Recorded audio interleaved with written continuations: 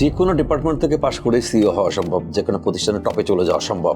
MBA করতে হবে এমন কোনো ম্যান্ডেটরি কোনো বিষয় নাই, এরকম কোনো এক্সাম্পলও নেই। পৃথিবীর অনেকেই আছেন যারা এমবিএ করে নাই কিন্তু সাকসেসফুল বিজনেস পারসন এবং টপ পজিশনে চলে গেছেন। যে তাৎক্ষণিক সিদ্ধান্ত নিতে পারবে না সে কখনো ভালো লিডার হতে পারবে না। অনেকে ভুল করেন, সেটা হচ্ছে চাকরি করতে করতে প্রমোশন হয় না, তখন একটা এমবিএ করেন, বেশ কিছু টাকা খরচ করে এমবিএ করে এইচআর সার্টিফিকেট দিয়ে আসেন। আসলে তাতে কোনো লাভ হয় না, কারণ ওই সার্টিফিকেট আমি এক জিনিস না। আমাদের দেশের মালিকরা কেন সিইও হিসেবে গ্রহণ করে না, তার একটা কারণ হচ্ছে সিইও হতে গেলে যে যে যোগ্যতা দরকার সেই যোগ্যতাগুলো নাই। এই কারণেই বাইরের লোকজনের দিকে উনি তাকাচ্ছেন। স্কুল, কলেজ, ইউনিভার্সিটি, মাদ্রাসা, মক্তবা যেখানেই পড়ি না কেন, শুধু সিজিপিএ, শুধু নোট আর শুধু পাস করা, এটার উপর ফোকাস থাকি। বাট আমার এই জ্ঞান কতটুকু কাজে লাগবে প্র্যাকটিক্যাল লাইফে বা লাগবে না, কর্পোরেটে যদি যেতে চাই বা কোনো জবে যেতে চাই, সেটা চিন্তা করি না আমরা। এই জন্য সিজিপি এর বাইরে একটু পা রেখে কিছু কিছু স্কিল শিখে ফেলতে হবে। স্কিল শেখা ছাড়া কিন্তু কোনোদিনও হবে না।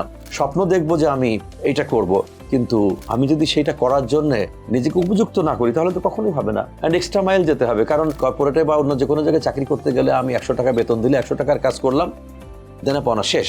whenever I contribute for 10 টাকা 20 টাকা বেশি, 120% করি, এটা আমার কন্ট্রিবিউশন।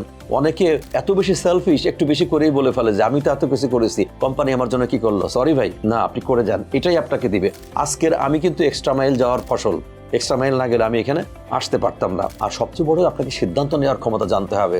যে তাৎক্ষণিক সিদ্ধান্ত নিতে পারবে না সে কখনো ভালো লিডার হতে পারবে না, কারণ আমার সিদ্ধান্তের উপর নির্ভর করছে আমার জুনিয়রদের অ্যাকশন, আমার সিদ্ধান্তের উপর নির্ভর করতেছে এন্টার এনভায়রনমেন্ট।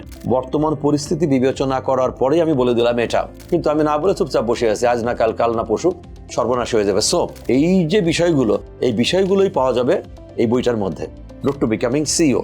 ছোট্ট এই বইটার মধ্যে 20 থেকে 22টা বইয়ের যে কন্টেন্ট এটা আছে, এই কন্টেন্টের মধ্যে 33 বছরের বিভিন্ন বিষয় যে জানা, সেটা নিয়েই কিন্তু বইটা লেখা। আর কতগুলো ইকুয়েশন আছে, ওইটা কিন্তু আমার কিছুই না, এটা কর্পোরেট ফিনান্স অথবা ম্যাথের জিনিস।